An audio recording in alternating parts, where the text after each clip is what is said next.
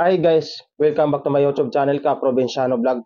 So ang gagawin natin ngayon is pupunta tayo ng Quiapo. Kasi binigyan tayo ni Boss Alex ng top box para sa motor. Baka sakaling magamit pa to. Bibili ako ng monorack na lalagyan ng top box. Tara, let's go! Pero bago ang lahat, kung hindi ka pa nakasubscribe sa YouTube channel ko, Ka Provinciano Vlog, please like and subscribe. Pindutin mo na rin ang bell button para updated ka sa mga latest video. Alright, let's go!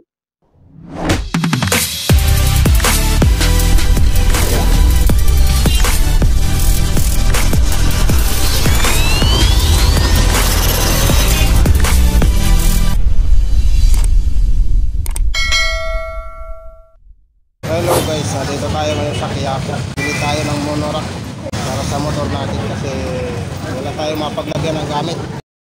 Guys, ngayon kung mapapansin nyo, tinanggalan na ng rear ang motor ko kasi papalitan natin ng monorack para malagyan ng top box. So dito nga guys, tinanggalan ko ito ng sounds kasi maingay, baka maka-copyright tayo. So ayan, nakikita nyo na, nilalagay na yung monorack at saka yung kabitan ng top box. Ito sa bilihan ko na ito, marami itong mabibili dito na puro pang motor. Meron itong helmet, na helmet pambata. May display sila sa labas. And papakita ko sa inyo mamaya guys. Ang nakagandahan dito bumili kasi kamura ka na pag doon ka sa kanila bumili. Sila pa ang magkakabit ng monorack mo. O diba, nakasulit ka na, nakamura ka pa. Kasi yung mga gamit nila dito, importante mamili ka talaga. Kasi may local, meron din original. Sa original naman, pwede ka makapili at makababa ng presyo. So ayan na nga, linalagay na nila yung lagayan ng top box. At pag pumunta ko lagi doon, ito yung sumasalabong sa akin. Kasi kilala niya na ako, pero siya hindi ko kilala. So ayan, pinagtutulong-tulungan na nila ikabit yung lagayan ng top box. So ngayon, matatapos na ang pagkabit ng monorack. Ayan, at dito nga sa punto na ito, hindi nila na binibidyo ko sila. Kala niya, pinicturean ko lang siya.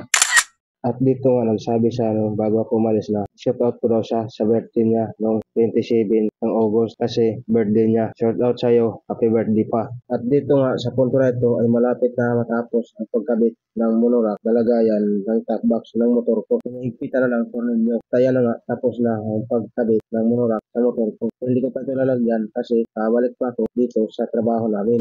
Yan, matibay ang pagkalagay nila. Pakita ko naman sa inyo guys yung tindahan nila. Kita ko yung display nila sa labas. Ayan guys, yung display nila sa labas. Ayan, marami silang helmet na pagpipilian dyan. At dito na nga nagtatapos ang video ko. Maraming salamat sa panonood. See you next vlog.